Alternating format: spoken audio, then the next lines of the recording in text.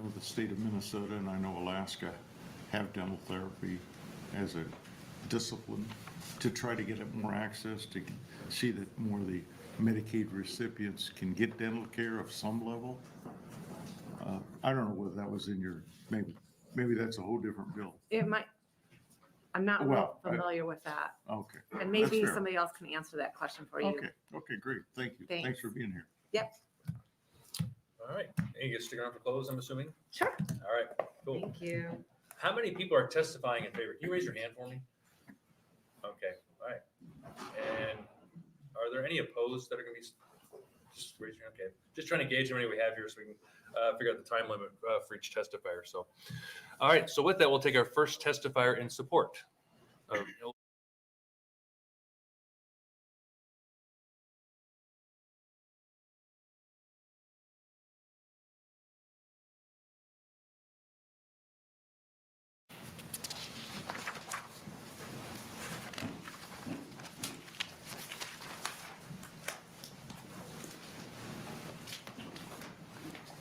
welcome.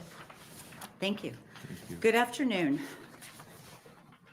Members of the committee, my name is Jessica Meeske. It's spelled Jessica-Meeske,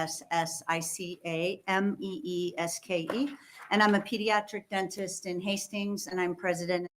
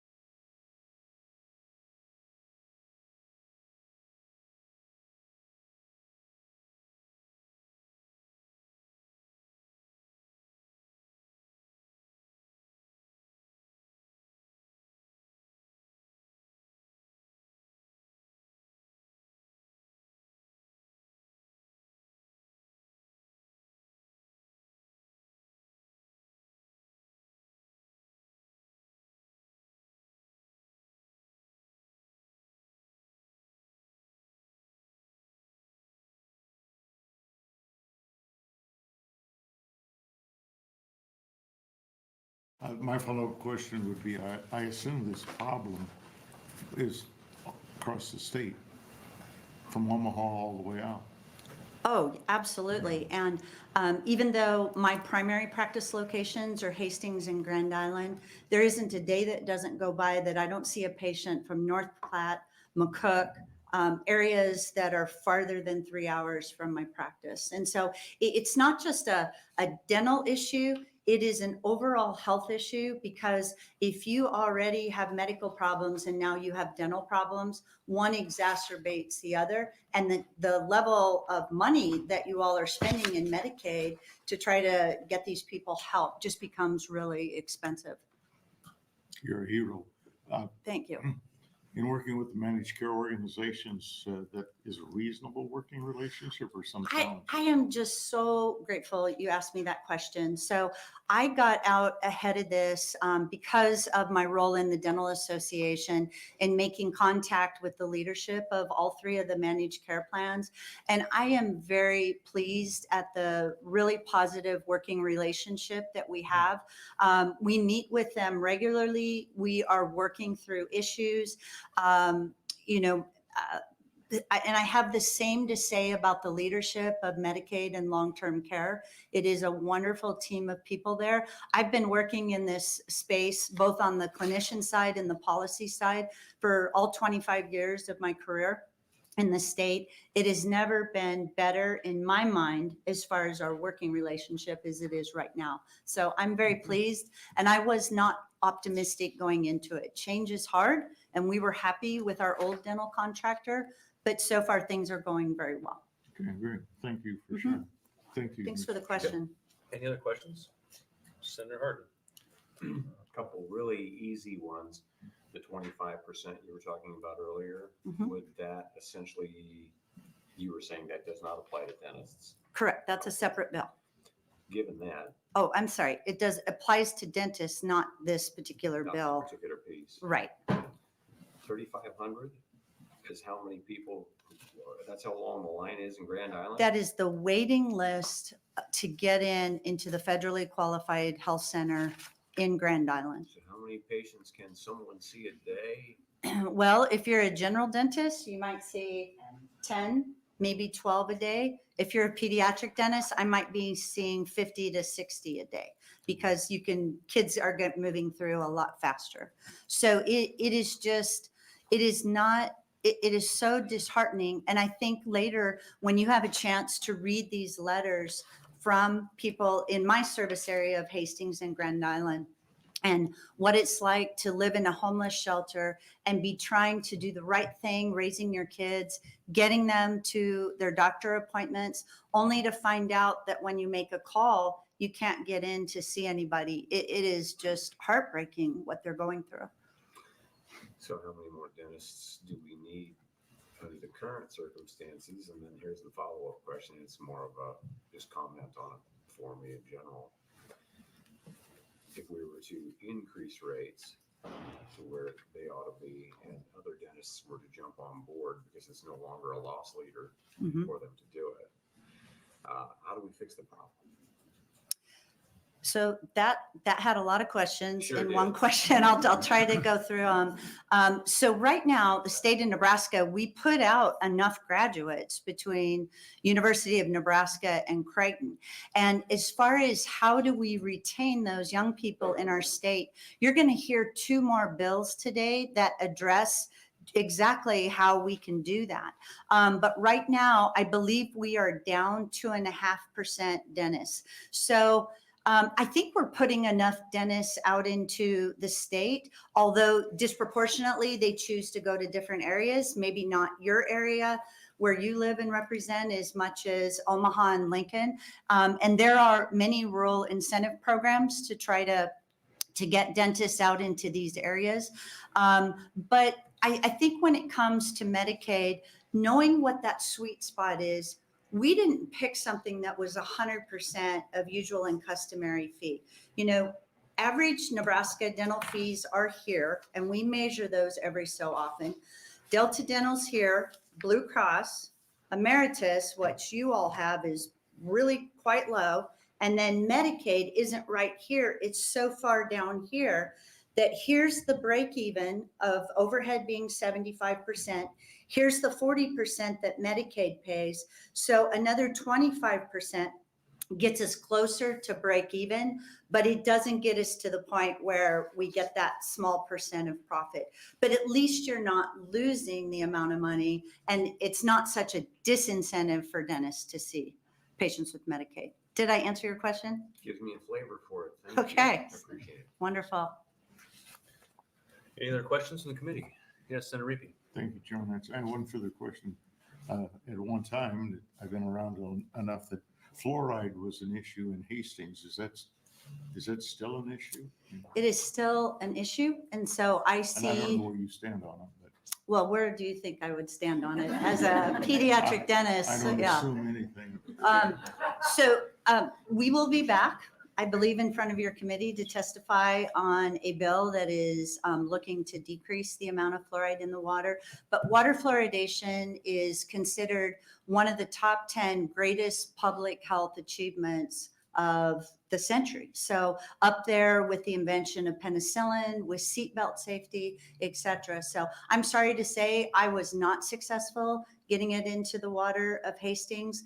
And as a result, I see so many children with so much unnecessary decay and a lot of missed hours from school. And that's the reality I live with every day.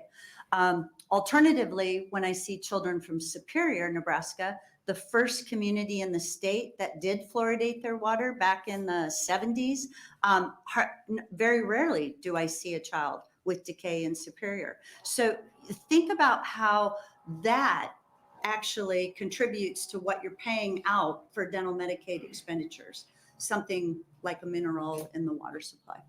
We'll be back. It'll be another I have topic. a great level of confidence in you. In your so I All look right. forward to hearing it. Thank you. Thank you. Thank you, John. I look forward to that hearing. That'll be a good one. It'll be a Since good it's my hearing. bill. All right. All right, thank you. Take the next testifier in support.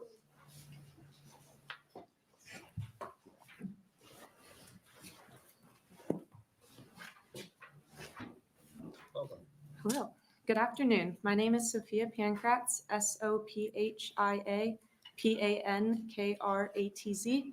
I'm a fourth-year dental student at University of Nebraska Medical Center here in Lincoln, and I am speaking in favor of this bill and on behalf of myself.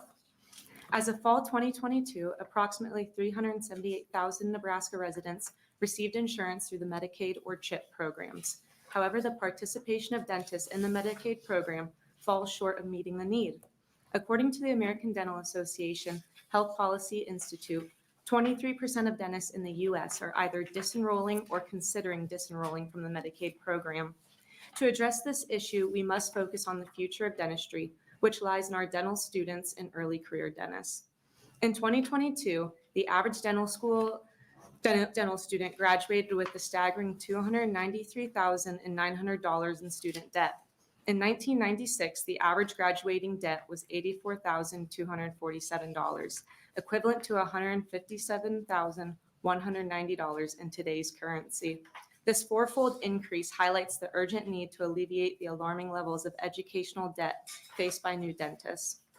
Personally, I want to include Medicaid patients in my future practice, but I'm not sure if I can afford to and service my own educational debt. One effective solution to support young dentists and benefit the public is to implement a loan repayment program. This program would ensure that the most vulnerable populations have access to dental care while simultaneously offering financial aid to young dentists struggling with student loans. During my third year of dental school, I conducted a research project to further understand dental students' attitudes towards the Medicaid system nationwide. This research also aimed to explore dental students' interests in treating Medicaid patients. 50% of students expressed their intention to provide dental care to Medicaid patients in their future practice. However, when asked about their willingness if loan forgiveness was available, the number increased to 80% of students indicating they would treat Medicaid patients. Additional research revealed that new dentists burdened by student loan debt and the financial challenges of starting or buying into a dental practice felt ill-prepared to navigate the Medicaid system. They also found it less economically viable to do so. Therefore, the introduction of a student loan forgiveness program would empower young dentists like myself to choose to stay in Nebraska, establish small businesses, manage our student loans effectively, and ensure that all members of the community are included in our practices. Your support for this bill can make a significant impact, improving access to dental care for Nebraskans. Together, let's work towards enhancing the oral health of our community. Thank you. Are there any questions from the committee? All right, seeing none, thank you. We'll take our next testifier in support of LB 1015. Anybody else wishing to testify in support?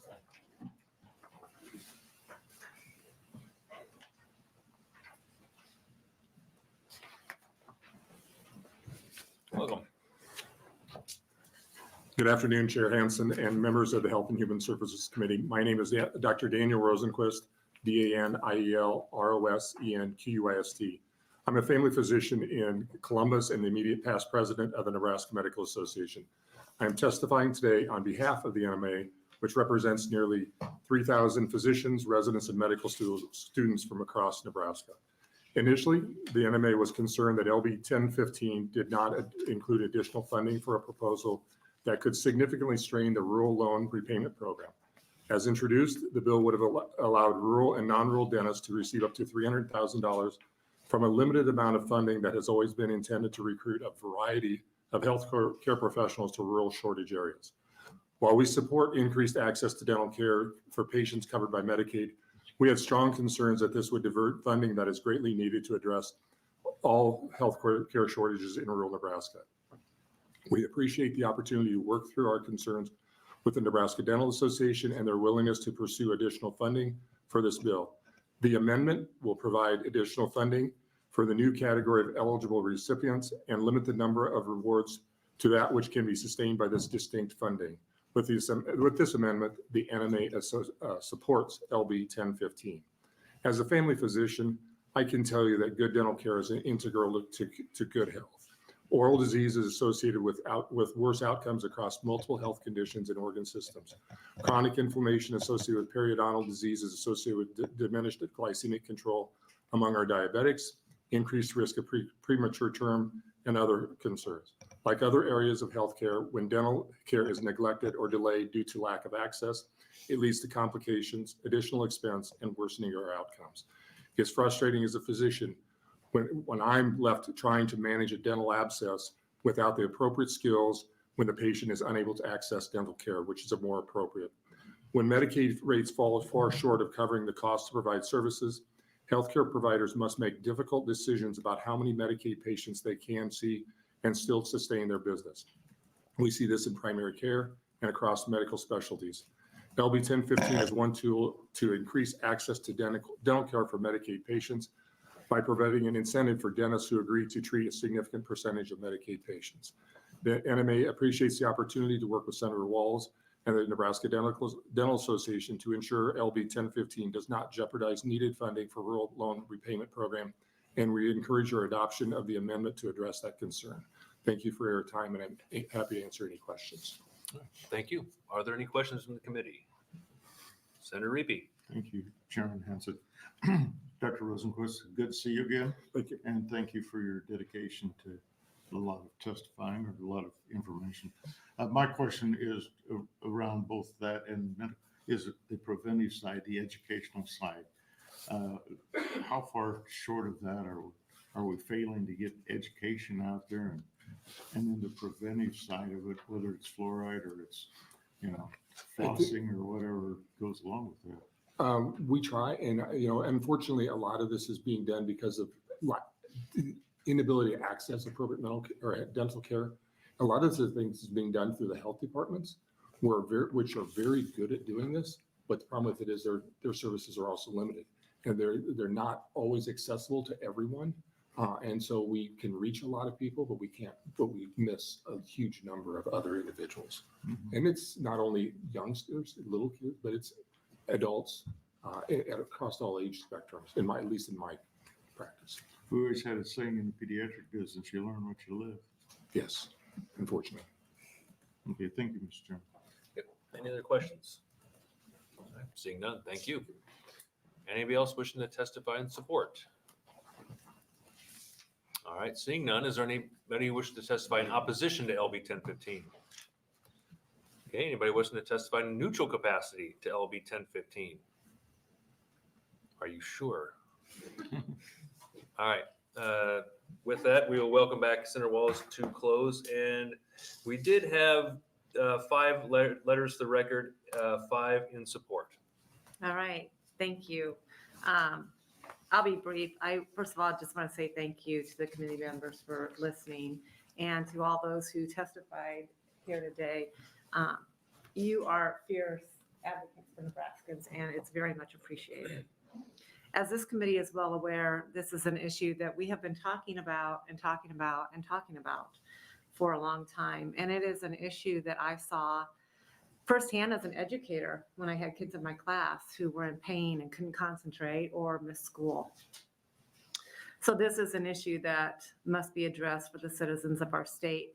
And I know that Chairman Hansen would also like to tackle this issue.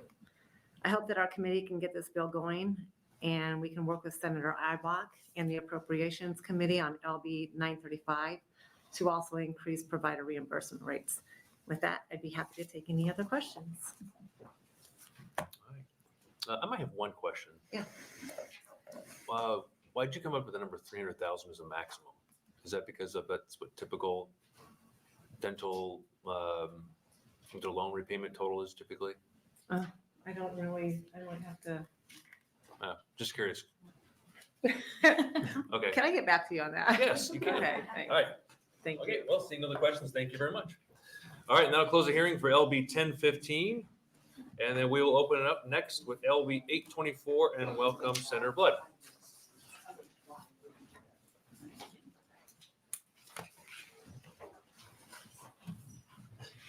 Welcome. Thank you, Chair. Good afternoon to Chairman Hansen and the members of the committee. My name is Senator Carol Blood. That is spelled C-A-R-O-L, B as in boy, L-O-O, D as in dog, and I represent District 3, which is the western half of Bellevue in eastern Papillion, Nebraska.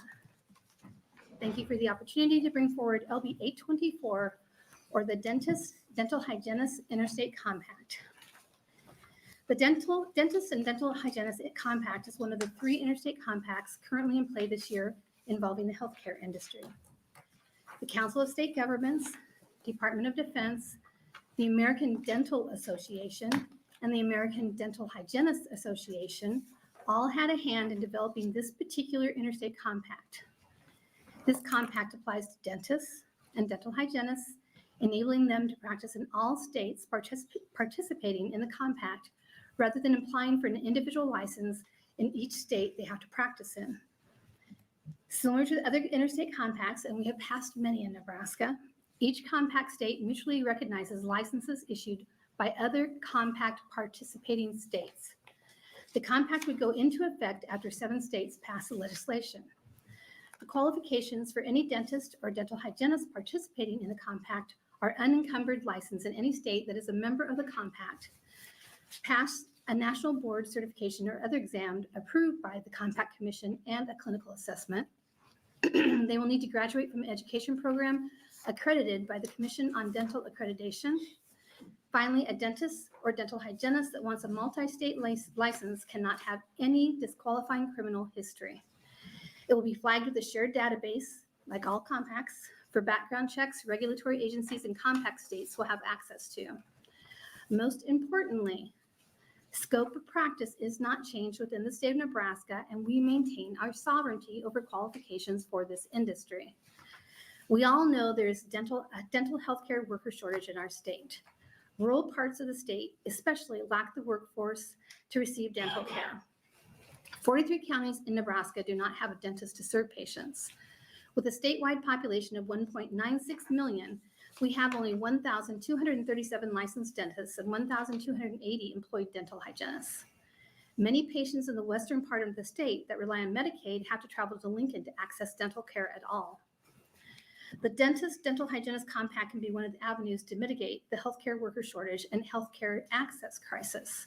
The compact will encourage licensed dentists in surrounding states to be able to practice in Nebraska, especially those in more western counties. We want to ultimately ease the regulatory burdens of obtaining a new license for the dental industry so we can have more labor entering Nebraska. It also allows these professionals from neighboring compact states to cross state lines and work here if needed. The Department of Defense Military Families Office is involved in developing this compact to ease transition of deployment for military families and their spouses. Between all the challenges of moving to a new state and other hurdles military spouses also face a loss of income, going through the burdensome process of obtaining a new state license for their profession. We have an opportunity with LB 824 to scratch off another licensure hurdle for an industry military spouses are employed in, not to mention others who may move to our state in this profession. Our regulators will benefit from these interstate compacts as it overall reduces administrative burdens. In public health emergencies, more medical professionals will be available to Nebraska with compact licenses. Dental licensure boards between member states will have enhanced cooperation on investigations and disputes, and public safety for consumers in Nebraska is improved with that shared database between member states. Again, Nebraska also maintains its sovereignty over regulating practicing dentists and hygienists in their state, regardless of their home license. These compacts will bring a dilution of standards to These compacts will not bring a dilution of standards to Nebraska's licensure process for dentists or dental hygienists. While the pool of available quality dentists and hygienists will increase, we will not see an influx of traveling hygienists to Nebraska that will increase staff costs for dental offices as some might fear. And we base that on the many, many compacts that we have already passed. What LB 824 is simply trying to do is help address the healthcare workforce shortage in the state, ease relocation burdens, and help military families and others in the state maintain their previous careers and income, and enhance public safety for Nebraska in the dental industry.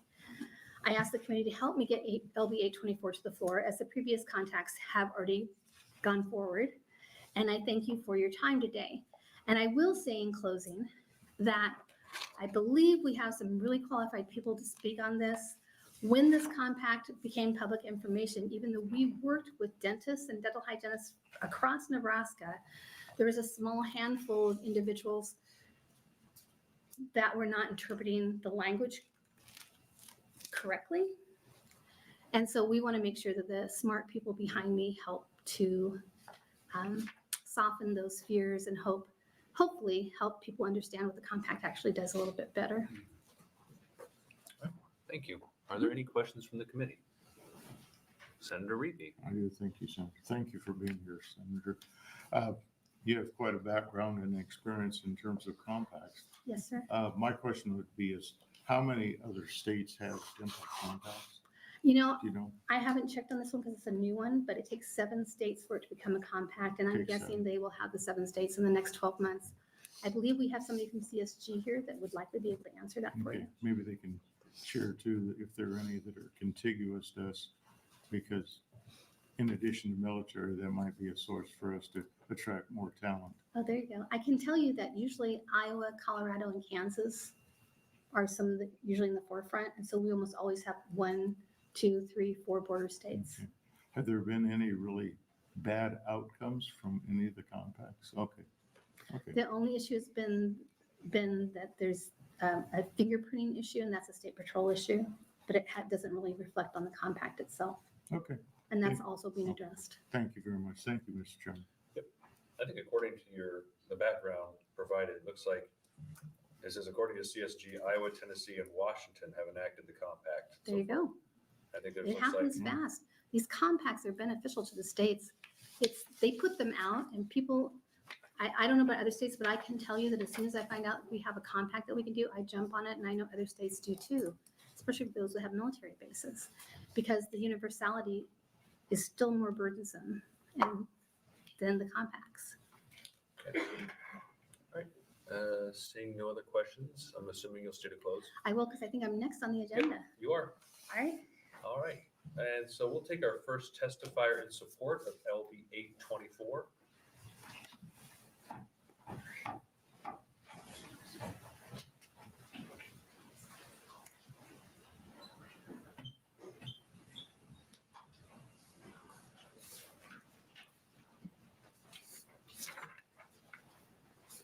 Welcome. Hello, thank you. Good afternoon. My name is Jessica Thomas, Jessicathomas. I am a policy analyst at the Council of State Governments. My testimony is meant to provide information on LB 824. And I'll go ahead and address the question about which states have enacted first. You're correct, Washington, Iowa, and Tennessee have enacted. There's also pending legislation in 12 other states, which include Colorado, Kansas, and Missouri. Okay, so through this cooperative agreement with the Department of Defense, CSG developed the compact language with stakeholders from within the professions of dentistry and dental hygiene. The compact enables dentists and dental hygienists to get a compact privilege to practice in states that join the compact rather than getting an individual license in every state. It's similar in form and function to the 9 occupational licensing compacts that Nebraska is already a part of. It is very similar to physical therapy and occupational therapy compacts, both of which Nebraska has joined. A dentist or dental hygienist must first hold an active, unencumbered license in a compact member state to be eligible to apply for a compact privilege. Practitioners must also pass a background check and meet other eligibility requirements related to education and examinations. They must pass the national board examinations as well as a clinical assessment. From a regulatory perspective, the compact preserves the authority of each member state to protect public health and safety through the existing state regulatory structure. So a licensee practicing under compact privilege must abide by the laws, regulations, and rules that govern the practice of dentistry or dental hygiene in the state that they are located, that they are practicing in. The scope of practice does not change. Nebraska has jurisdiction over anyone that is practicing in Nebraska under that privilege. Once in effect, an interstate licensure data system will be established that will contain licensure information and investigative and disciplinary information. This allows participating states to see information on those that are practicing within their state. Nebraska will be able to charge a fee for the compact privilege. This can be used to offset any potential fees. In our experience with other compacts, the fiscal impact on the state is very minimal or non-existent. And I believe there's actually a fiscal note attached to this bill that estimates no fiscal impact. Like all other occupational licensing compacts, this compact will be governed by a commission that's made up of the member states. The delegate will be a representative from Nebraska State Licensing Authority. The compact will come into effect once it is enacted by 7 states. Like I said earlier, there are 3 states that have enacted it, and it has pending legislation in 12 others currently. Well, in 12 currently, including Nebraska. And I can take any questions. Thank you. Are there any questions from the committee? Senator Walz. I don't really have a question, but I think it would help the audience. Maybe I missed it, but I think it would help the audience and people listening online if you could explain what CSG stands for and what their role is or what they do. Sure. So we're the Council of State Governments. We're a nonprofit membership organization of all states. So you all are members. And with compacts, we've been writing compacts for years with the help of people in the profession. There are 15 active licensure compacts, and we've had a role in writing them or some administrative role of part of them. So we know a lot about compacts, and that's why I'm here today. Thank you. So you seem the right person to ask then about compacts. Sure. So just in general, because I mean, we've had these bills before us in the past. Do they work? So Sorry, I don't go ahead. So say we do pass this, will this actually increase the amount of dentists coming to Nebraska, or is it just more ease of transfer from state to state? So there is one study that we can point to. It's a relatively new policy area, but there is one study that the Medical Licensure Compact did, and it came out late last year. And they did see a positive impact in states that had joined that compact, which can get you the study after this to the commission. Okay, thank you. Appreciate that. Yeah. And seeing no other questions, thank you for coming. Thank Appreciate it. All right, we'll take our next testifier in support.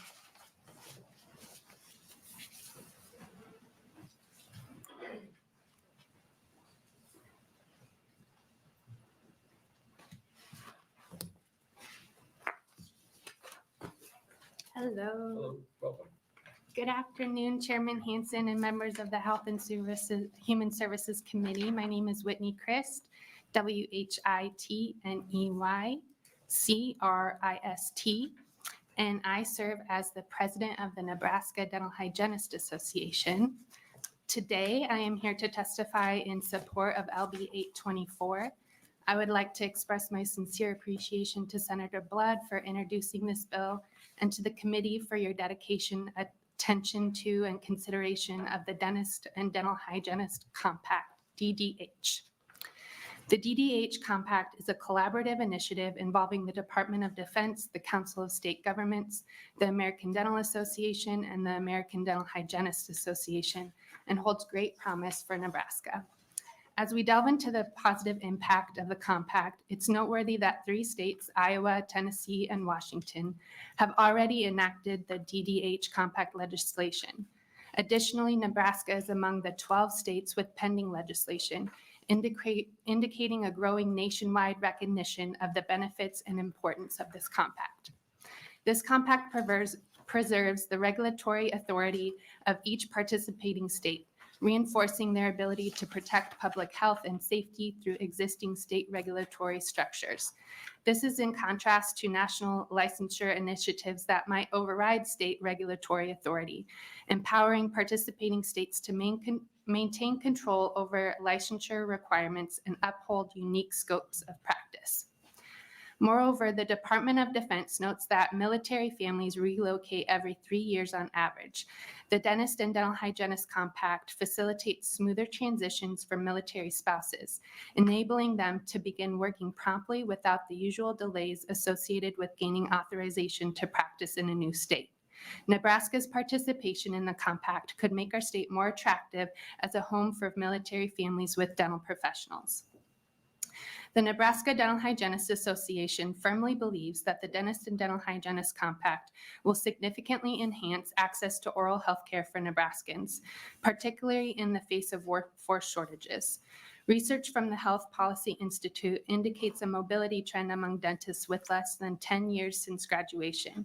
Between 2019 and 2022, 14% of this demographic moved to another state.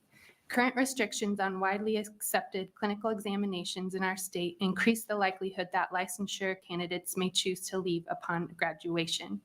Joining the compact could offer these emerging professionals the flexibility to explore various opportunities while practicing in Nebraska where they were educated.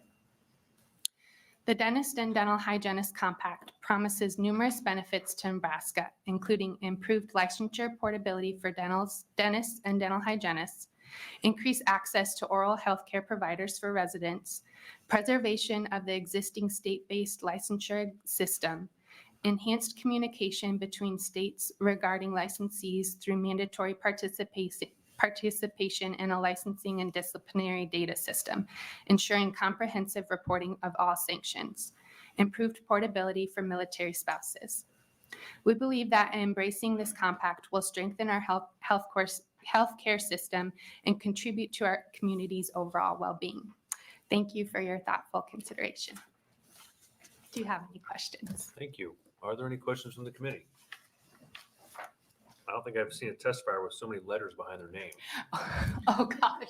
1, 2, I know, 3, I 4. love- You have 5 different acronyms. I know. I'm kind of, I love lifelong learning and I just pick up certifications as I go. So Yeah, well, that's why you are the president of the Nebraska Dental Hygienist Association. Thank you for coming to testify. I Yes. appreciate it. yeah, no problem. All right, is there anybody else wishing to testify in support?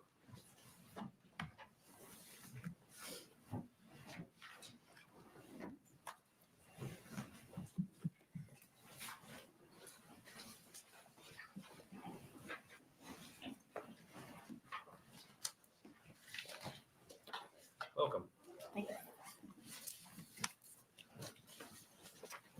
Good afternoon, Senators. My name is Dr. Carolyn Taggart Burns, CarolynTaggart-BURNS.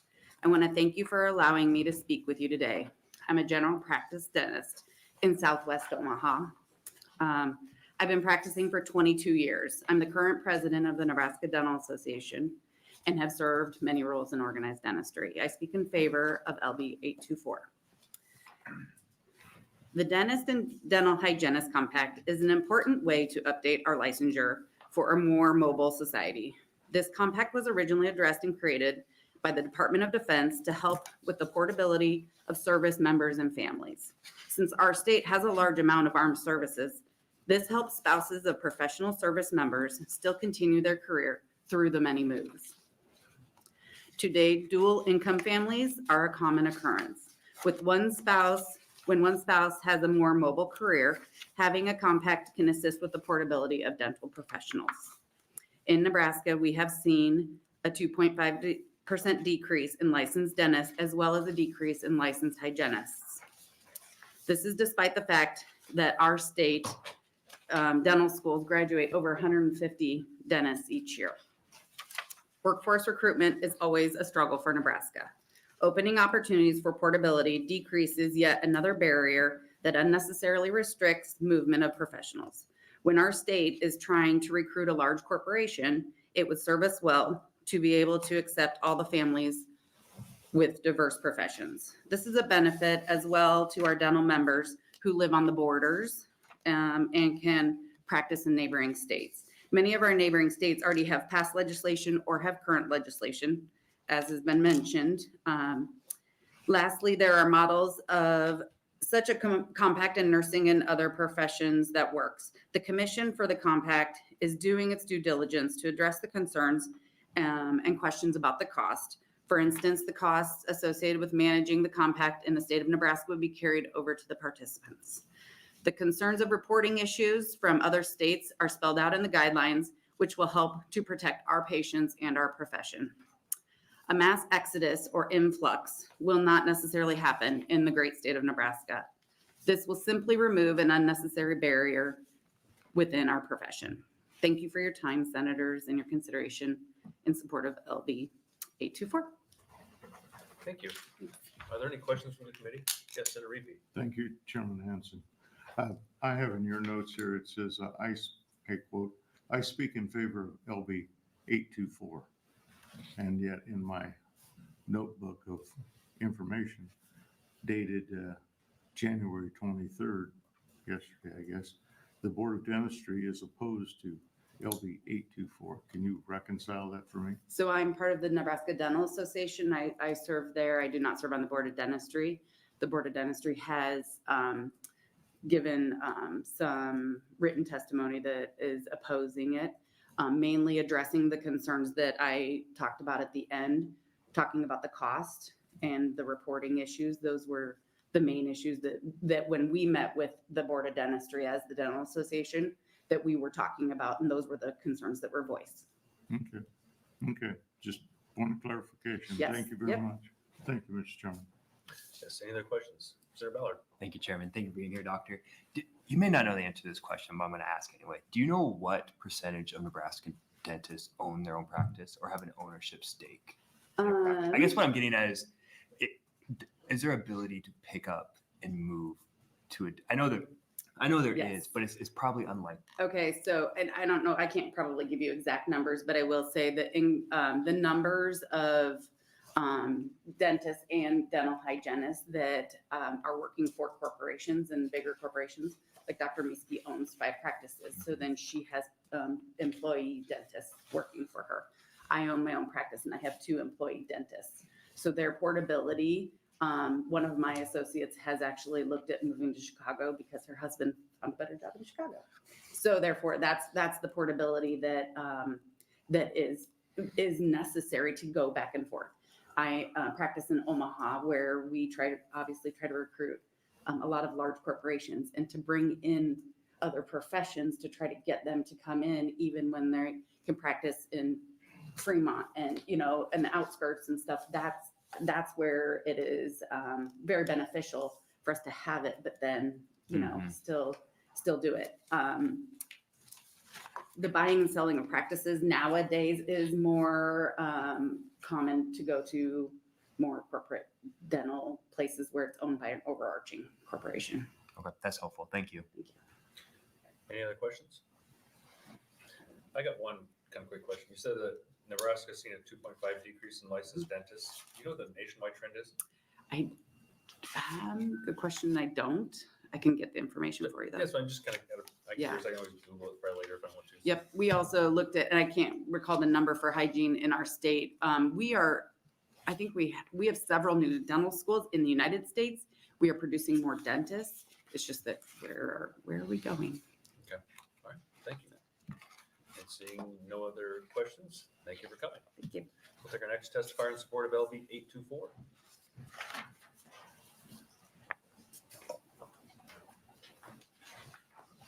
I apologize, I got my papers mixed up. This is the first testimony. Good afternoon, my name is Sophia Pankratz, Sophia Pankratz. And I am speaking today in support of this bill and on behalf of myself. As a fourth-year dental student, one of the significant aspects is planning where to practice, live, and build a future. This period is pivotal. You're on the brink of earning your first meaningful paycheck and embarking on a new chapter in life. Navigating the current state of initial licensure can be overwhelming for fourth-year dental students.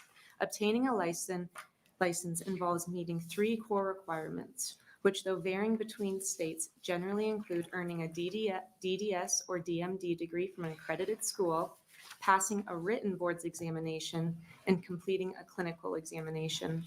The challenge arises when different states have different clinical examination requirements, especially for early career dentists who don't qualify for licensing by credentialing.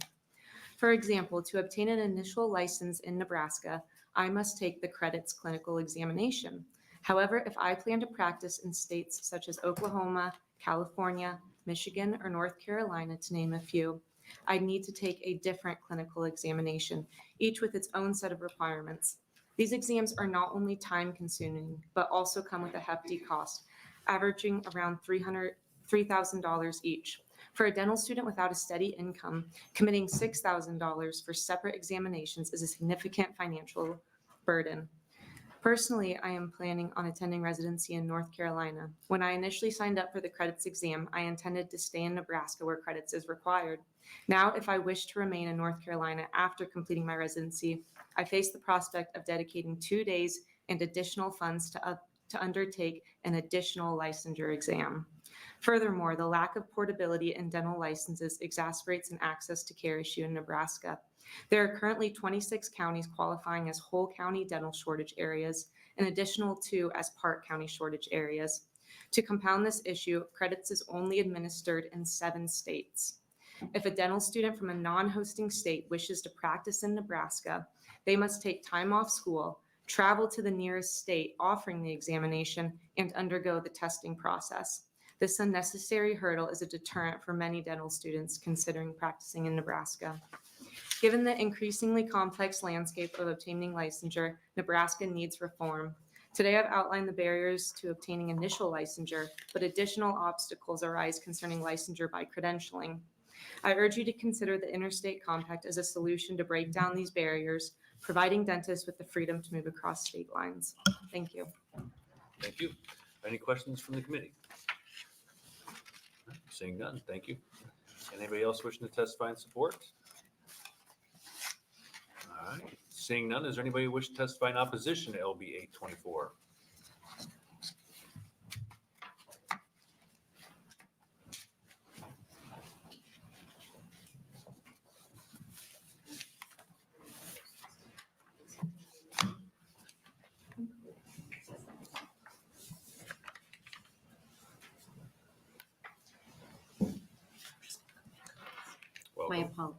Thank you. My apologies in advance. I was not aware that I should provide copies to all of you, so I just brought the one extra copy. My name is Rochelle Cobbler. It is Richael. Last name is Cobbler, C-O-B as in boy, L-E-R. I am here to speak on behalf of credits in opposition of Bill LB 824. Thank you, Chairman Hansen and honorable members of the Nebraska House Health and Human Services Committee. We appreciate the opportunity to provide information regarding LB 824 Dentist and Dental Hygienist Compact. I'm the Executive Director for Credits, a national dental testing service entity. Through our work with state dental boards, Credits develops and administers dental and dental hygiene examinations in Nebraska and across the country which serve as an essential pathway towards licensure for dental candidates. We are accepted in 39 of the 48 states that accept clinical licensure examinations as a pathway toward licensure. Credit's governing board consists of 23 state dental board representatives. That's half of the United States, representing their states from across, including the Nebraska Dental Board. Credits has been providing excellence in dental and dental hygiene testing since the late 1960s, working with state dental boards to ensure the highest standards, validity, and relevance in clinical examinations as a pathway toward licensure. For more than 50 years, clinical testing has been determined to be a matter of public safety in the U.S. for assessing the readiness of graduating dental and dental hygiene students to begin practicing. As an agency whose mission is to assist the state dental boards in protecting the health, safety, and welfare of the public through the development and administration of examinations that assess clinical competency, we understand the importance of competency assessment in dentistry. Having also worked with dental schools, dental hygiene programs, and graduating students for more than 50 years, Credits also understands the importance of portability. However, each state in the U.S. except one has laws in place for licensure through credentialing, which enable the state dental boards to retain authority over licensees while at the same time allowing portability of licensure. The compact currently being introduced through passage of LB 824 would hamper Nebraska's ability to establish and enforce minimum standards of competency through licensure. While there are a number of concerns with the current compact as introduced, we would like to leave you with three main takeaways: public safety, loss of state control, and the cost to states and licenses. The vast majority of states in the U.S. have required some form of a psychomotor hand skills component as part of an acceptable licensure examination for nearly half a century. Approximately 4 years ago, the Dental Licensure Objective Structured Clinical Examination, better known as the DLOSCE, was introduced as a standalone written examination that does not require a hand skills or psychomotor assessment as part of that exam. Today, only 6 states accept the handwritten DLOSCE as a pathway toward licensure, and some of those 6 states still require a hand skills assessment in addition. Passage of LB 824 in its current form could result in licensees being able to practice in Nebraska without having first demonstrated the essential hand skills or psychomotor skills needed to competently practice dentistry or dental hygiene, even though Nebraska law currently requires such a hand skills or psychomotor skills component. Nearly every state in the U.S., including Nebraska, has identified psychomotor hand skills assessment as a necessary and critical component in clinical licensure. If the current form of the LB 824 is passed without modification, the Nebraska public is at risk of receiving dental services from licensees that have only passed a written-only hand examination with no hand skills component. This would be a substantial and significant change in Nebraska's dental licensing laws, and it poses a safety to Nebraska's citizens. Said another way, Credits and its governing board is concerned that the bill could open the door to licensees being licensed to practice in Nebraska without having first passed a clinical examination with a psychomotor skills component. Failure to continue to require such a clinical examination for Nebraska dental and dental hygiene applicants as an essential element of a pathway to licensure puts the public health at risk. As far as loss of local state control, Nebraska understands that all healthcare is local. Consequently, the Nebraska Legislature has taken great care to pass legislation in the best interests of its citizens and preserves the state's right to pass laws that are in the best interest of the Nebraska public. LB 824 poses a threat to Nebraska's rights to continue to protect the interests of citizens and would abdicate Nebraska's control over dental and dental hygiene examination and licensure to a national commission. The compact states, the rules of the commission shall have the force of law in each participating state. As held And then it goes on to say that if there's a conflict, it will be established I'm sorry, I'm trying to hurry here because I see my time is Yeah, over. you about done? I'm very close. All right. We want to make sure that the law, as written, that it is understood that it has to be decided by a court of law. Consequently, if the state believed the rules of the Compact Commission conflicted with Nebraska's scope of practice laws, Nebraska would be forced to seek remedy through the court system. Finally, the Compact touts cost savings and increased workforce.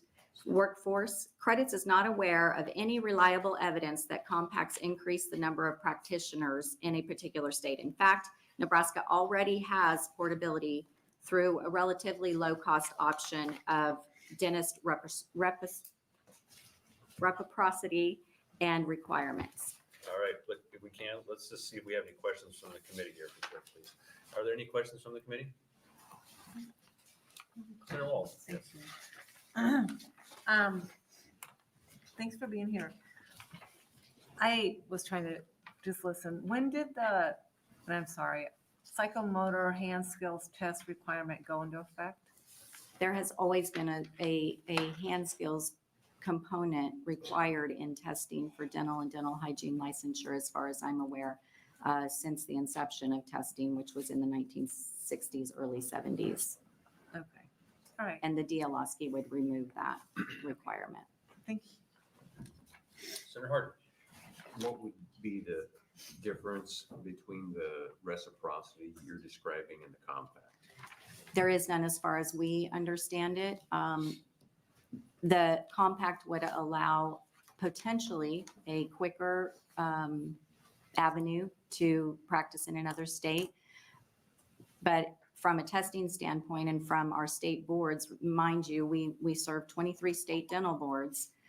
That's not dental associations. They're two different things. The dental boards are appointed by the governor.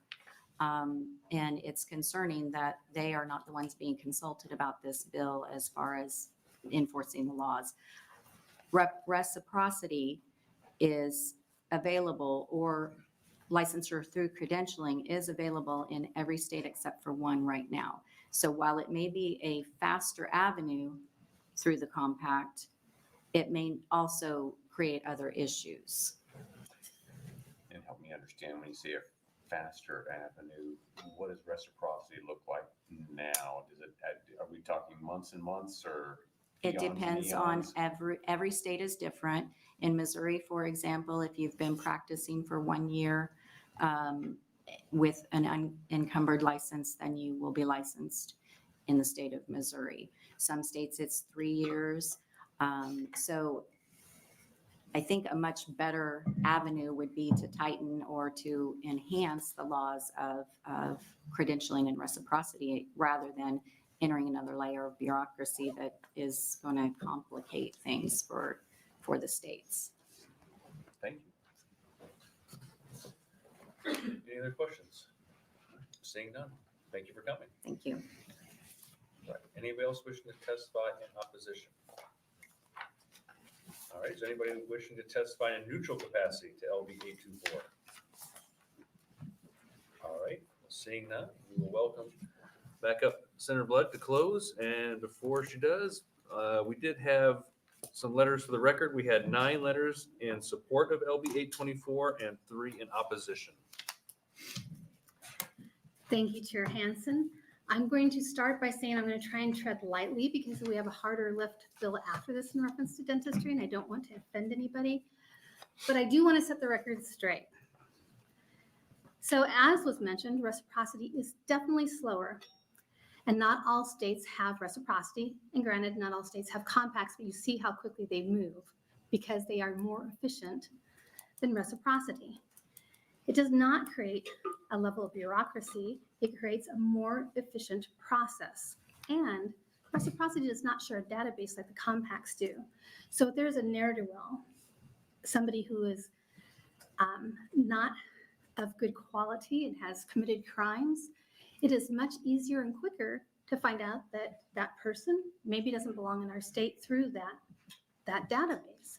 Reciprocity does not offer that database. We heard them talk about consumer protection. That's the ultimate answer for consumer protection, is that shared database. We heard about credentialing and privileging. I want to remind all of you that almost all of our compacts, with very few exceptions, are medical. Doctors, nurses, physical therapists, occupational therapists. Many of those professions require, as Senator Reapy knows, credentialing. So the issue that we've had with this compact compared to other compacts isn't that it wasn't created in the exact same way. You heard the national dental organizations. You hear the Nebraska dentists and dental hygienists telling you they want this, but we have our own layer of government, which is the dental board, who is appointed by the governor. And I'm not saying that they're not qualified, and I'm not saying that they've done anything wrong by writing a letter of opposition. I respect that. But the kinds of questions we had, it was clear that the bill was misunderstood. One of the first concerns that we heard about is that they thought people would come in from foreign countries to practice in our state, which, by the way, we do at the Med Center all the time, but that doesn't pertain to compacts because a country doesn't belong to the compact. It's not going to happen. When we have people that don't clearly understand certain types of state statute, it brings up opposition. And the thing that always puzzles me is why they believe that this compact is so different than any other compact that we've ever done and had no problems with. And we have a seat at the table once we pass this compact. And as far as being pricey and the fees going up, that has not happened in any single compact. Why will this one be differently? Do they have inside information that we don't have? I usually don't talk about opposition except to answer questions, but I have to be very frank. The level of disinformation has been very strong on this compact. And reciprocity, again, does not pertain to all states. Our compact states pertain to reciprocity. And when we talk about credentialing and we talk about testing, it is not the dental hygienists and the doctors that come in and talk to you about it. It's the company who makes money off the credentialing. We've seen that in other compacts where they wanted to make sure that they weren't going to lose students or lose money. And I respect that. I don't want to take money away from people. But we have to consider that when people come in opposition. And again, I am not trying to offend anybody, but I feel you've heard me talk about it for 7 years, going on to 8. These work. The Pentagon, the Military Families Office of the Pentagon, the DOD, CSG would not spend all this time and money if it didn't work. They're not just doing bills to put forward to try and impress upon people that they're trying to help the workforce. It does help the workforce. And now as we've been moving forward, we're starting to get some data in. As you just heard, we finally have one report in that shows that it works. But I can tell you I live next to Offutt Air Force Base. I know Senator Day has talked to people in her district as well. This benefits our military spouses. Imagine if you were a professional and you had to move every 2 years. You know what happens is that they give up. If they are a nurse, doctor, a dental hygienist, a physical therapist, because of the cost and the time. And so they're underemployed or unemployed. And I don't know about you, but I'd rather have them making more money and putting money into our economy. And so I usually don't close like this because it's a rather terse way to close. And again, we have a heavy lift on our next bill. But please put things in perspective. Help us get this out. Interstate compacts work. We need every tool in our toolbox to make sure that we can get good people into our state and give the people in our rural areas that can't find jobs the ability to cross a state line and work in that state but still live in Nebraska, which we have seen a lot with the psychology interstate compact, by the way. Thank you. Are there any questions from the committee? Did I scare everybody? Well, it was a terse closing, as you It said. was a right? terse closing. I don't like I never that. heard that one yet. You know, I'm pretty chill. So when I do that, it's kind of like out of character. But I just, Disinformation perturbs me. All right, so with that, we will close the hearing for LB 824 and we will open it up now again for LB 834.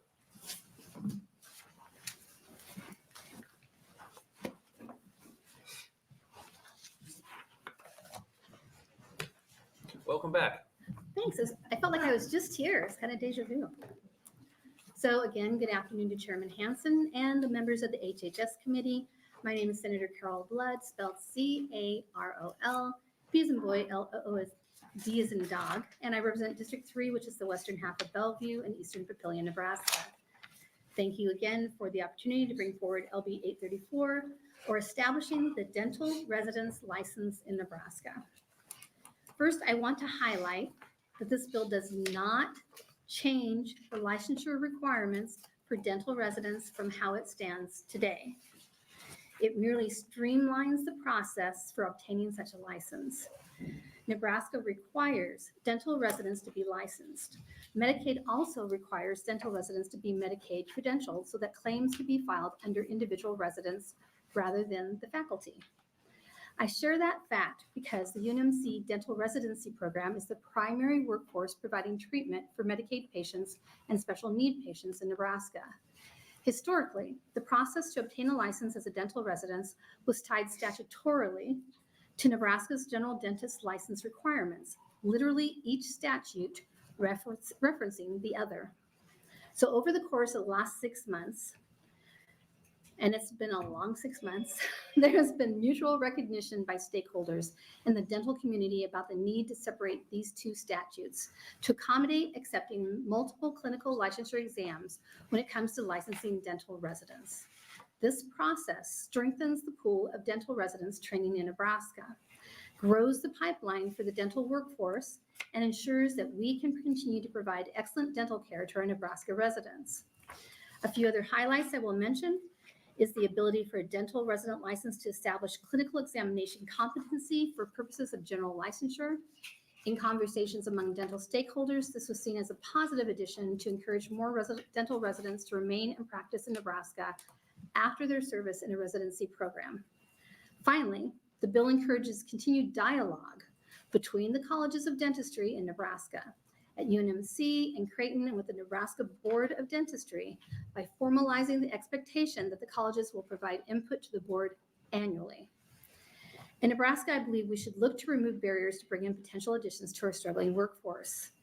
This is a simple and technical way to reduce licensure barriers for some potential future dentists in our state. We continue to discuss healthcare workforce shortages in Nebraska, especially in our rural counties, and we need to do everything we can do to combat this. I want to thank the committee today for their time and encourage you to save your questions for the expert testifiers that will come behind me. We will. Thank you very much. Thank you, and I will stay for my closing. Wonderful. And it should be a lot more calmer. Wonderful. We'll hope that it shall be less terse. Yes. Can we have the first person in support of LB 834? Welcome. Thank you.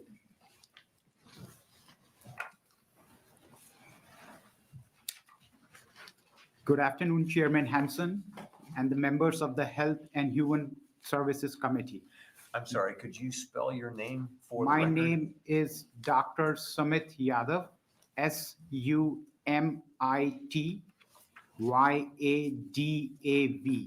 Thank you. I'm the chair of the Department of Growth and Development at UNMC College of Dentistry. And I'm here today in support of LB 834 on behalf of the University of Nebraska system. One of my many roles at the UNMC College of Dentistry is to oversee our residency programs. UNMC College of Dentistry offers a robust dental residency program for dentists wanting to pursue additional education training in complex cases and dental specialties. UNMC currently has 6 dental residency programs, which generally admit 26 to 28 dental residents per year. UNMC dental residents come to Nebraska from across the country, representing different states. While some residents leave Nebraska after completing residency, some may also enter Nebraska workforce. Providing general dentistry care or specialty care in our healthcare system. If I can steal some words from our interim president, Nebraskans expect and deserve a world-class university, a university that competes in the Big Ten and beyond, not just on the volleyball court, but in the classroom and research labs. This very much includes residency programs as well, and the competition for top-notch dental residents is stiff. Dental residents have been required to be licensed in Nebraska since at least 1988. And because our program recruits nationally for these residency slots, it is important that licensure provision also reflect these national landscape. One aspect of this competitiveness is the ability to accept multiple clinical examination for licensure purposes. Students in different areas of the country may come to us having taken different clinical examinations, and we do not want to be in a position to turn exceptional candidates down. As Senator Blood mentioned, a stronger dental residency pool means more trained dentists in the workforce pipeline in Nebraska, and a stronger pool of dental residents providing care to some of the Nebraska's most vulnerable population, since UNMC dental residency program is the predominant workforce providing treatment for Medicaid patients and special need patients. In addition, the provision in LB 834 would allow competition of a residency program to establish clinical competency for general licensure in Nebraska, which is a positive enhancement that will certainly only encourage more of our dental residents to stay and work in Nebraska after completing their residencies. We are very supportive of that enhancement as well. Our goal at the UNMC College of Dentistry is to assist every student in becoming the best dentist and version of themselves they can be, and to lead in reversing Nebraska's brain drain when it comes to this critical healthcare workforce pipeline. We would encourage the committee to support LB 834, and I would be happy to answer any questions you have. Thank you. Are there any questions from the committee? Senator Harden. Thanks for being here. Thank you, sir. I don't mean to be glib when I ask this, but what's the worst thing that could happen? The worst thing could happen is, we cannot provide the access to the care. There's a huge waiting list, and we cannot provide the dental treatment to the people in a timely manner. And what they will do is they will go to the emergency, and emergency rooms will be filled up with the dental treatments rather than the other treatments. I see. Very good. Thank you. Thank you. Any other questions from the committee? In your expert opinion, why do you think we have brain drain when it comes to dentistry in particular in Nebraska? Are they leaving because of better weather, better laws or rules, or? The brain drain is due to varied purposes and varied reasons, I would say. And one of the reasons is, this is just my personal opinion and not the University of Nebraska system, is, our reciprocity too. Okay. Easy laws of reciprocity, but that's just my personal opinion. Okay. All right. Any other questions? Awesome. Senator Harden. My lovely associate here has asked me to clarify my question that I asked a moment ago. And another dimension of that question is kind of what's the worst thing that can happen if this passes? Would these residents go out and do something terrible? So they Would can. someone leave with better teeth? What might happen? So, if this passes, first of all, this is just a temporary resident license. Right.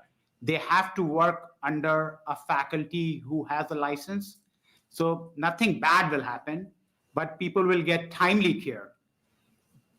That's the good thing will happen. If this passes, people, I can assure you, people will get timely care at UNMC facility. So the residency is 2 years? Totally depending on which residency are you entering. If you are entering ortho, it is 30 months. If you are entering pediatric dentistry, it's 2 years. If you are entering oral surgery, it's 4 to 6 years.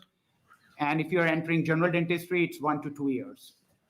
So we're generally talking about 50 residents or so at a time? Yeah, each year 26 to 28, but some residencies are 2 years. So yeah, 70, approximately 60 to 70. Thank you. Thank you, sir. Any other questions? I might have one more.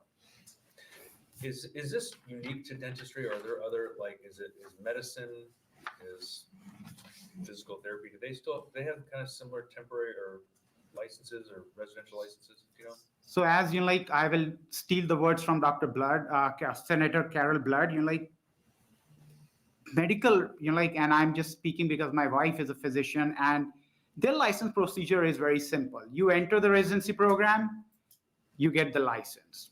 That's it. You know, like, once you clear your USMLE, you enter the residency program, UNMC apply for the educational license, and you get the license. Their program, their license procedure is very streamlined. Okay. And that's what we want for our license too. You're smarter than I thought, because you preface your sentence with, I better be careful because my wife is. That's good. All right. Yes, sir. Senator Arden. And I would just say we'll probably ask questions of others too, but anytime someone brings a scope of practice-oriented bill to us, we all begin to twitch up here because we don't know. We don't know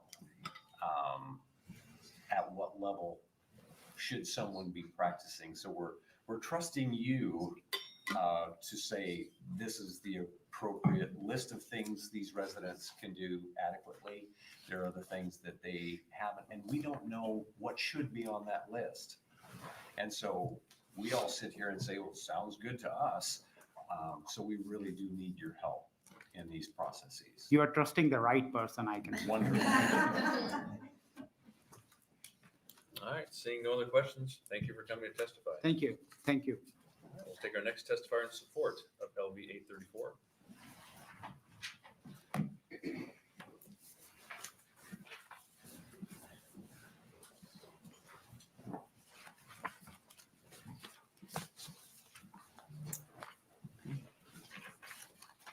Welcome back. Good afternoon again.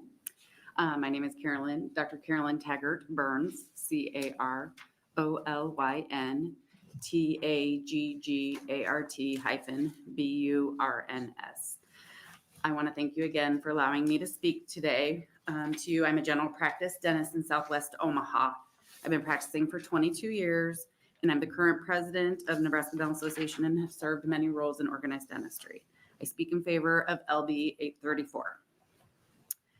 The residence licensure redefinition is obviously a benefit to the university for recruitment of the best talented residents to our state. The Nebraska Dental Association stands with the UNMC College of Dentistry on assuring we attract the best talent to our state and do everything we can to keep them. With research and talent residents bring, we can rely on more specialists in the residency programs to help treat our patients and provide outstanding treatment. Residencies in Omaha take a large portion of our adult Medicaid and our special needs patients who cannot be treated in the traditional dental office like mine.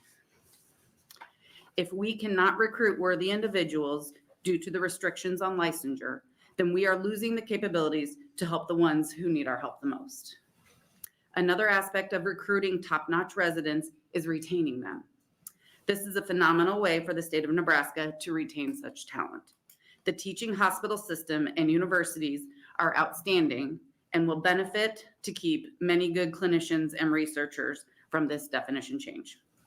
As part of the Nebraska Dental Association, I thank you for your time and positive vote for LB 834. Thank you. Any questions from the committee? Senator Ballard. Thank you, Chairman. Thank you for being here again. I have a question about recruitment. How does the association go about recruiting, we'll say, high potential pre-dental students? And to dovetail, how do you walk alongside as a former pre-dentist student myself? Okay. How do you say that there is light at the end of the organic chemistry tunnel? Yeah. Making it through the first semester of organic chemistry is hard. But It's not great. It is not for everyone. No. I think so.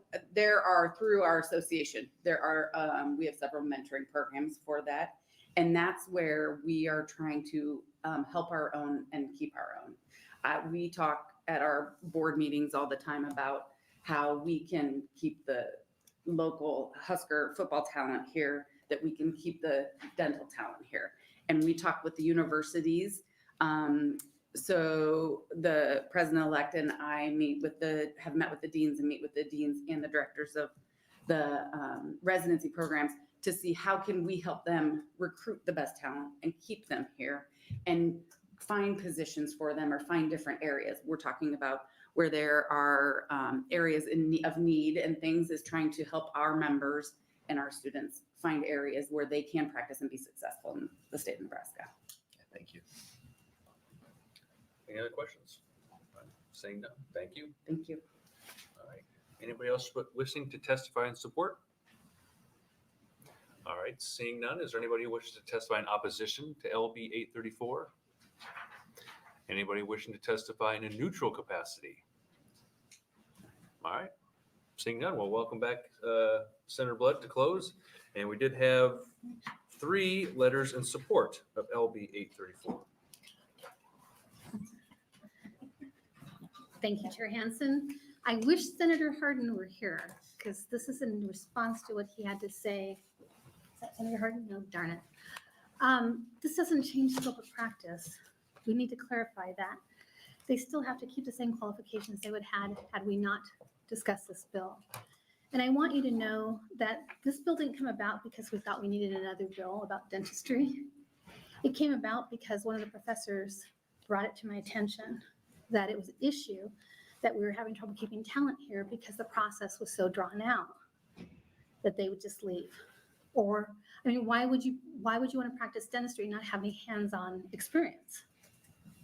What would be the benefit of staying in Nebraska? There is no benefit except losing time and maybe money. And so I will tell you that this was a bill that a lot of hands were involved in. And we worked very, very, very hard to try to get everybody on board and make them happy. And I don't hear any opposition today. And I know that we want to keep talent in Nebraska and give them the same benefit that our physicians have by removing these hurdles and make it easier for them to potentially stay in Nebraska. At the very least, they'll be living here while they're doing their residencies. I don't know if that's what they call them in the dental. They call them residencies? All right. While they're doing the residency here in Nebraska. And we know where they'll be spending their dollars when they eat and play and do other fun things, hopefully. And maybe they'll like us so much they'll actually stay, Senator Hansen, because we do have a lot of warm days. Do you know we have more sunny days in Nebraska, in the Omaha metro area, than Houston, Nebraska? Houston, Texas. It's been a long day. Houston, Texas. Yeah, I'll take it. Okay, let's put that on a billboard. More restaurants per capita and more car dealerships. Is that your next bill coming up? Is it a tourism bill or something? No, I'm just trying to end on a happy note after I was a little crabby on the last one. All right. Are there any questions from the committee? Seeing none. All right. Thank you very much. Thank you for your time. That'll close the hearing on LB 834. And we will open it up for our last bill, LB 1062. Oh. And welcome up, Senator Ibach.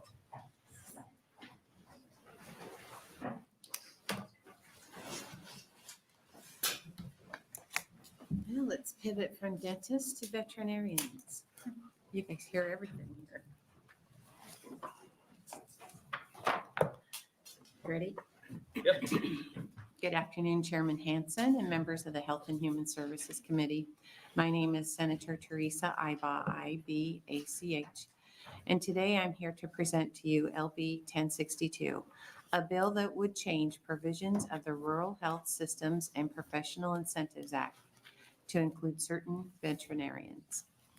LB 1062 would allow veterinarians to qualify for the already established loan repayment program to provide up to $30,000 annually with a cap of $90,000 total in financial assistance for veterinarians who provide at least 50% of their services to livestock in rural areas across the state. As you may know, the University of Nebraska does not currently have a veterinarian school. Instead, the university is partnered with Iowa State University, in which UNL provides 2 years of classes in the pre-veterinarian program, and the student receives their doctorate of veterinarian medicine at ISU. Since 2015, there have been 171 participants in this program, and approximately 70% returned to Nebraska following graduation.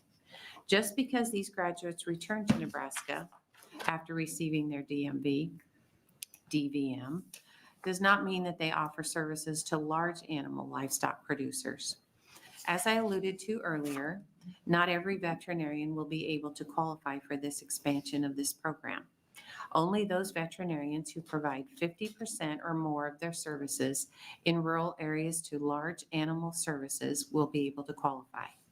Surrounding states such as Iowa, Kansas, and Missouri all offer different types of programs to assist in loan repayment for large animal vets, and it is important that Nebraska add this tool to our toolbox in order to attract or retain these large animal veterinarians.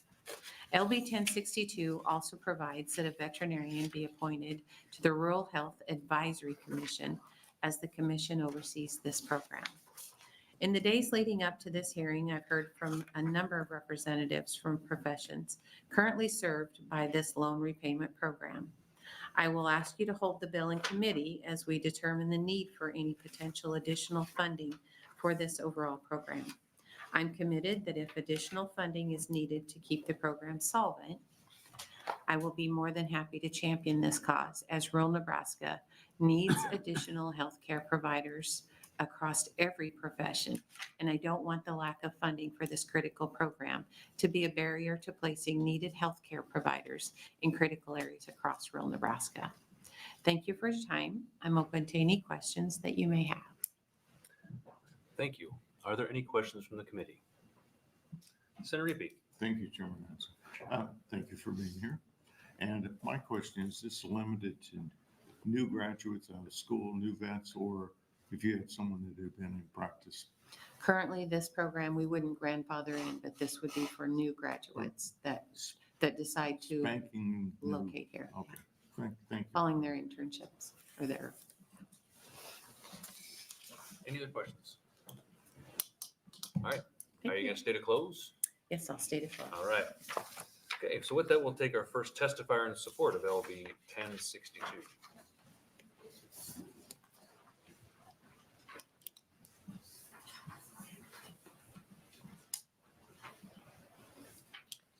Good afternoon, Chairman Hanson and members of the Health and Human Service Committee. My name is Brianna Gill, spelled BREANNA-GILL.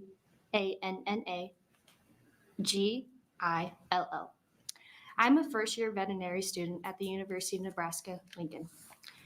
The University of Nebraska-Lincoln has a 2+2 program with Iowa State University College of Veterinary Medicine. This means I will spend my first 2 academic years in Lincoln and complete my final 2 years of veterinary school and clinical training at Iowa State University. I'm originally from Jackson, Nebraska, and a lot of you might not know where that is, and that's by Sioux City, Iowa. I hope to be a livestock veterinarian in rural Nebraska because I come from a rural area, and a lot of the livestock producers in my area are experiencing a shortage in veterinary medicine. This is due to a low number of veterinarians, and a majority of the veterinarians in my area are close to retirement age. I want to fill this void and provide these livestock producers with the health care they need to keep a healthy herd. The cost of tuition for University of Nebraska Iowa State Veterinary School is $28,000 per year, not including fees and books. Just the tuition alone is $112,000. The full-time nature of this program precludes most students from working to earn any income while in vet school. So most students are taking out extensive loans to cover tuition, as well as living expenses. According to the American Veterinary Medical Association, AVMA, the medical education debt was $154,451 for all 31 U.S. and 2 Caribbean veterinarian colleges graduates in 2023.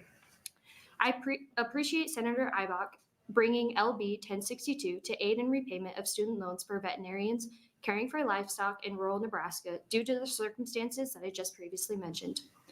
Livestock medicine is of critical importance to Nebraska. Timely veterinary care is key to detecting and preventing highly contagious animal diseases like foot and mouth disease and avian influenza. It's also critical to maintaining a healthy, safe food supply. While the role of livestock veterinarian is important, it unfortunately is among the lowest earning career paths for veterinarians. The hours, the physicality of the work, and the pay are notoriously brutal. Even for those with strength and passion and grit to make a career in livestock medicine, the career pay and difficulty in repaying student loans deters new veterinarians from choosing that career path. Rural communities have suffered from inadequate access to the veterinarian needs to care for livestock for many years, and LB 1062 is a key policy solution that will help address the challenge. Meaningful loan repayment programs are a key factor in influencing job placement and career decisions. I appreciate your consideration, and I would be happy to take any questions. Thank you. And you kept under 5 minutes. That was good. My pleasure. Senator Reapy. Thank you, Chairman Hanson. My question is this, and thank you for being here.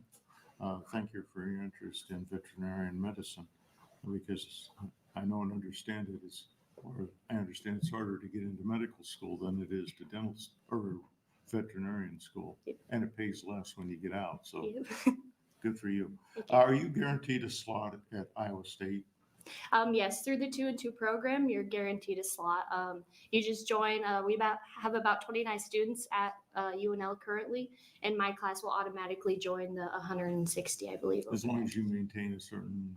Yep, as long as you get the required GPA and all the courses met, you'll just move over there after the 2 years. Okay, that's great. My second one is just a curious question is, do veterinarian, once you graduate, do you have a residency program? It depends. You can, but majority don't unless they're going to be board certified.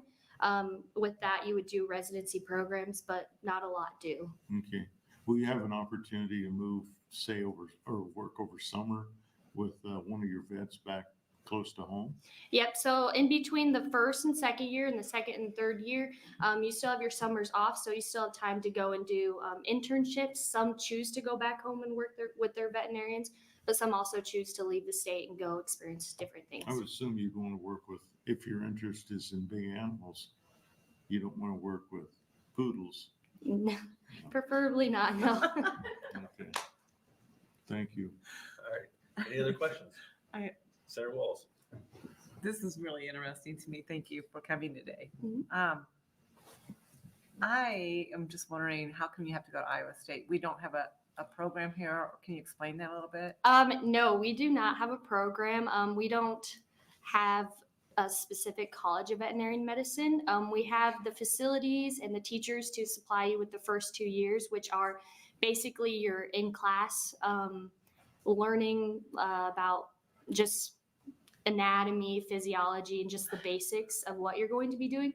But we don't have the facility to supply the last 2 years, which is more clinicals, surgery, hands-on kind of stuff. Okay, that's interesting. And no residency. No, not necessarily. Okay. Thank you. Thanks for coming. Sounds like a bill for next year. Any other questions? All right, seeing none, thank you for coming and testifying. Appreciate it. We'll take our next testifier in support.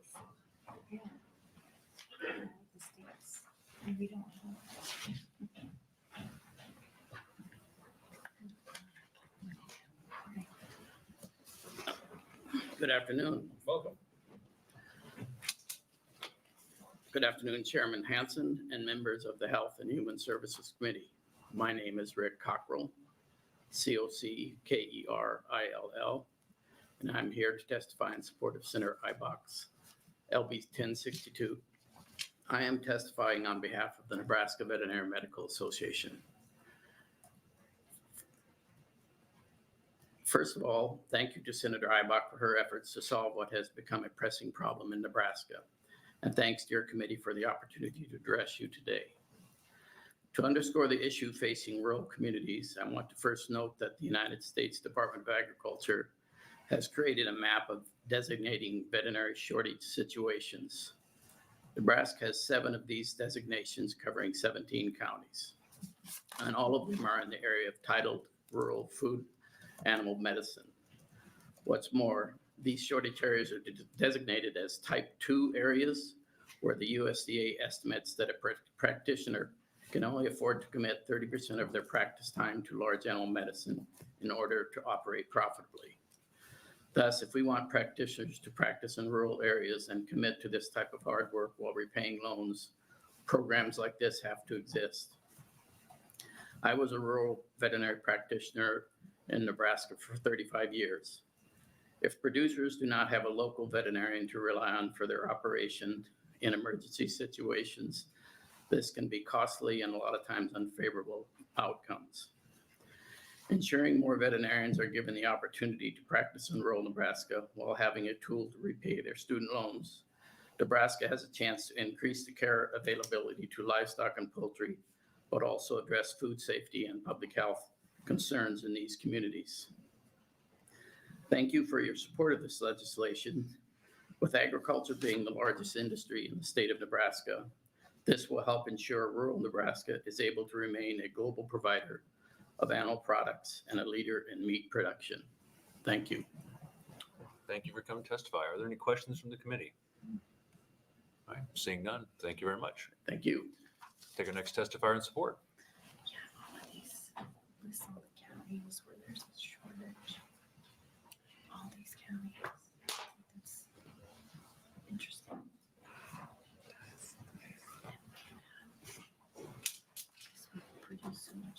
Welcome. Good afternoon, Chairman Hanson and members of the Human Services Committee. My name is Jared Walahoski, Jared Walahoski.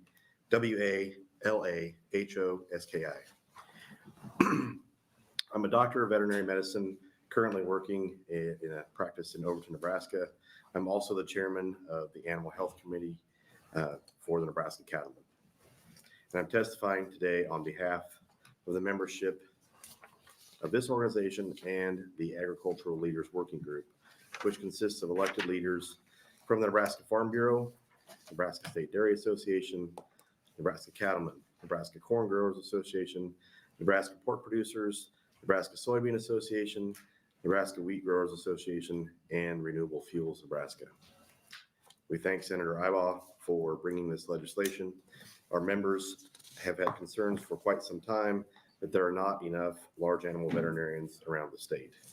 While some areas are well served, we hear from members every day about the challenges of finding a veterinarian in some of our less served areas. There are many factors that affect large animal vets who serve the livestock industry in our state. Students in vet schools currently are predominantly tracking in small animal or companion animal medicine. Working on large animals can be more physically demanding and higher physical risk on day-to-day operations. There are times when large animal vets in rural areas are also the primary emergency care providers for any and all animals, including companion animals. And some of those calls have to happen on site on weekends, nights, holidays, etc.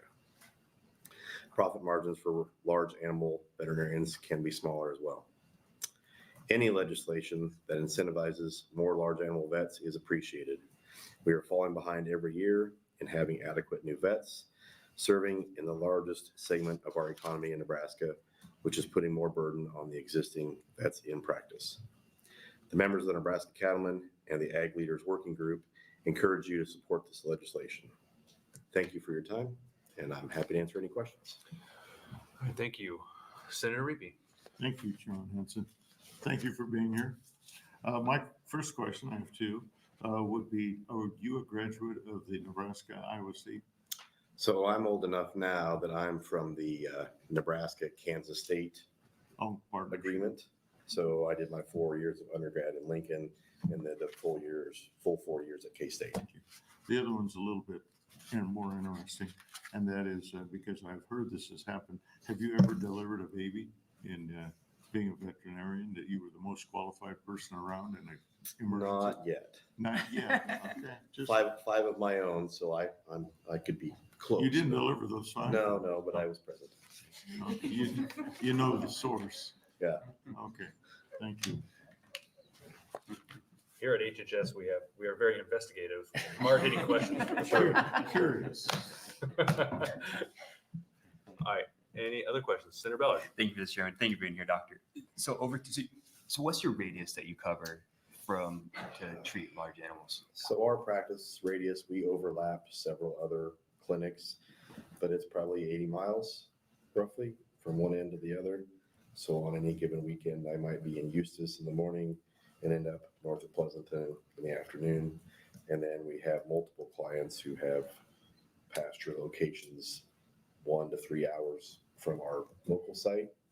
And it's much easier to send me to the cows than bring the cows to me. So, And that's pretty common, that 80 to 100 mile.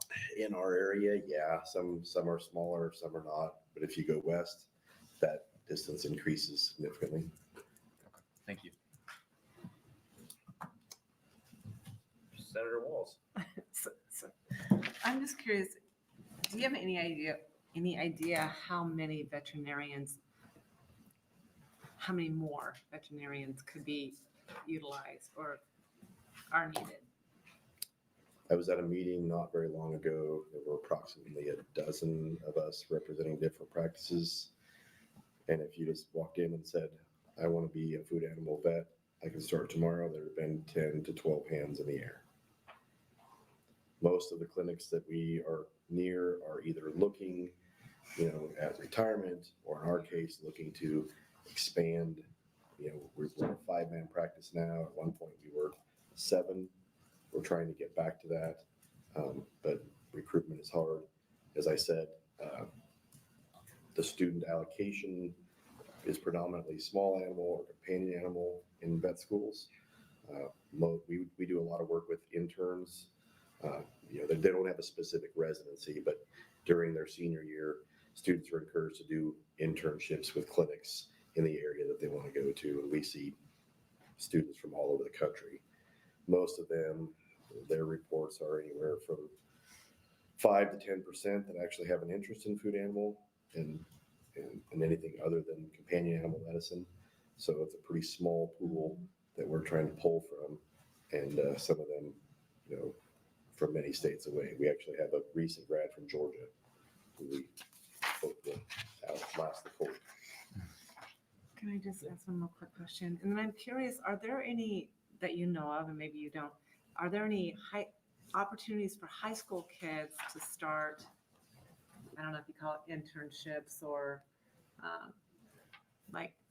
work with veterinarians while they're in high school? I would say most of the practices, if somebody came in from high school and said, I'm interested in being a vet, I want to ride with you, there would be very little opposition to that. Our clinic, we have multiple high school kids. We have kids that are looking at going into the 2+2 program that are currently freshmen, sophomores at UNL. We're going to have 3 or 4 of those this summer, so trying to get them that work experience so they can see kind of what they're in for and hopefully highlight some of the positive things and draw them in that direction. Yeah, thanks. Any other questions? All right. Seeing none, thank you very much. Thank you very much. Is there anybody else wishing to testify in support of LB 1062? Anybody else in support?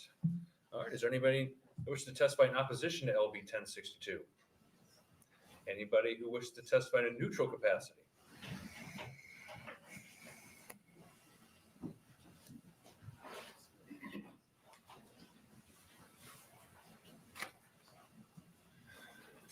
Welcome back. Good afternoon, Chair Hansen and members of the Health and Human Services Committee. My name is Dr. Daniel Rosenquist, D-A-N-I-E-L, Rosenquist, R-O-S-E-N-Q-U-I-S-T. I'm a family medicine physician in Columbus and the immediate past president of the Nebraska Medical Association. I am testifying today on behalf of the NMA.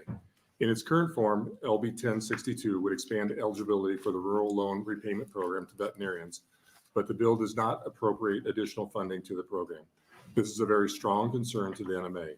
The need for healthcare providers in rural Nebraska is only growing, and the loan repayment program is an important tool for recruiting physicians, nurse practitioners, physician assistants, dentists, and other practitioners.